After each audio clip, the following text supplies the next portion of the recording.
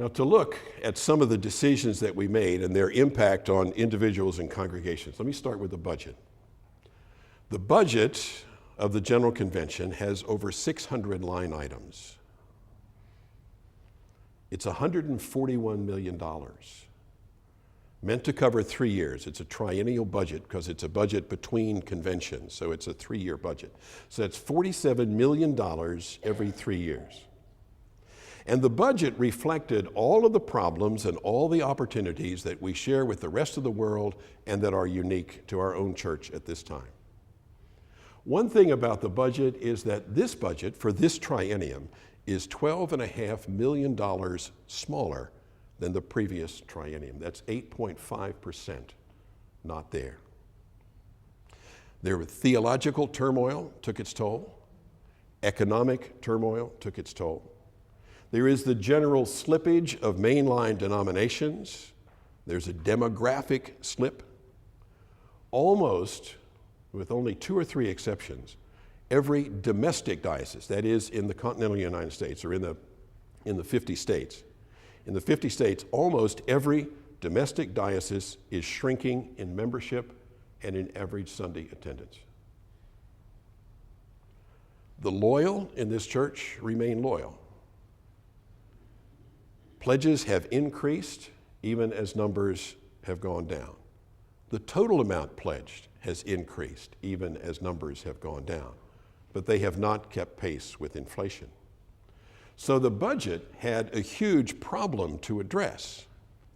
And the results are restrictive for pessimists, creative for optimists. You can pick your choice. One of the things that we talked about a lot was subsidiarity. Subsidiarity is simply the idea that business should be carried out at the lowest possible level of the organization. That the convention should not do what a diocese can do, and a diocese should not be doing what congregations can best do. The budget means, in budget terms, it means that when you make cuts up here at the top level, you're counting on the lower levels. Don't get locked into the upper-lower imagery, but you're counting on the lower levels of the church to pick up the ball, to do some of the thinking.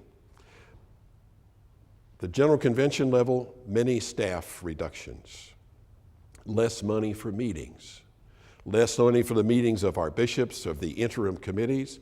The 77th General Convention, the next convention in 2012 in Indianapolis, will be 2 days shorter, cut from 10 days to 8. Support for the Anglican Communion reduced by 1/3. The newspaper, Episcopal Life, cut back. We kept in the budget some things that are really important to us. The 0.7% for the Millennium Development Goals is there, in addition to another 0.7% for domestic poverty concerns. There's $200,000 in this budget to help alleviate the debt burden that seminarians have when they graduate. There are increases for social and economic justice, Jubilee ministries, mission leadership, and the development of Hispanic ministries. Be aware of this. Legal support for continuing dioceses. Now, what a continuing diocese means is where the bishop and the leadership of a diocese have tried to pack the whole thing up and go and join another province in the Anglican Communion. And there are 4 in our church that have tried to do that: Pittsburgh, Fort Worth, San Joaquin, and Quincy, which is down in southern Illinois. And so they've all done that. So there's a big dispute over property because these are some of the people who want to take the towels and silverware with them when they go. And so the point is, no, we really don't think you can take the towels and silverware. Well, increases for legal support for continuing dioceses, that has been increased by 900%. Now, that total increase brings it up to $3 million. I mean, it's not an incredible amount of money, but it's coming along.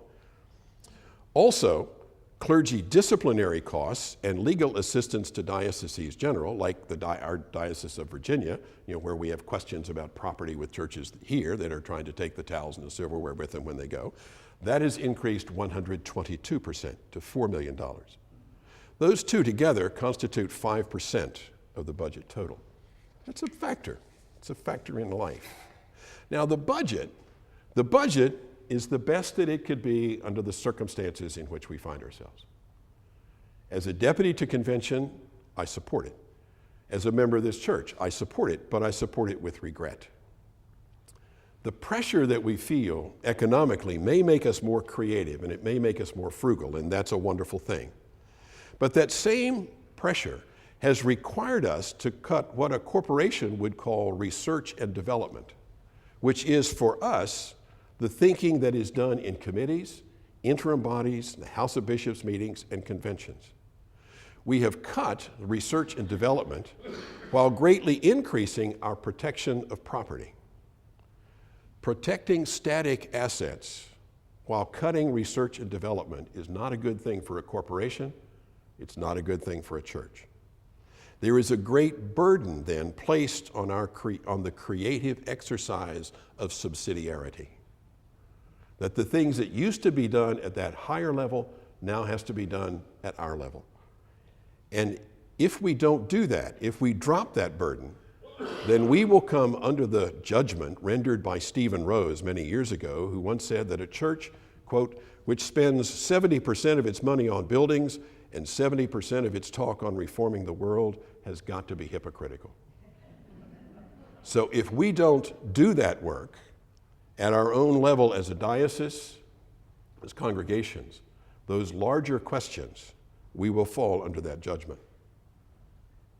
On other financial fronts, church-wide health insurance administered by the Church Pension Fund is going to save our church multiples of millions of dollars over the years.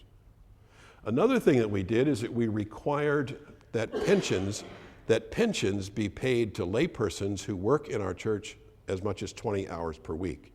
That will be good for individuals. It will be hard for congregations. We did some other really interesting things with liturgy.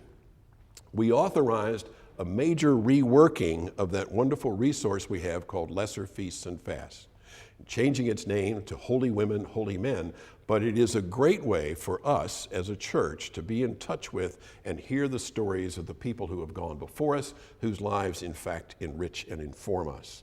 That's a good thing.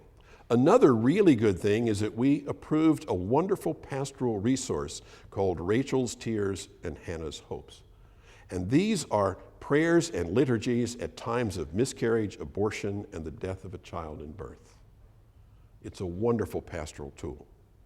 We also authorized the development of liturgies at the death of a companion animal called pet, if you can't remember that, because increasingly, as we crowd ourselves together, people become more isolated in cities and in places like that. And increasingly, it is a pet who is the primary focus of relationship for many people in our churches, and the death of those pets are causes for real grief. So we're responding, and I think that's a good thing. There was more. There was, of course, much more. But these are the highlights as I saw them. Now what I'd like to do is to look at the highlight that the world was watching, and that's what we said and did about human sexuality.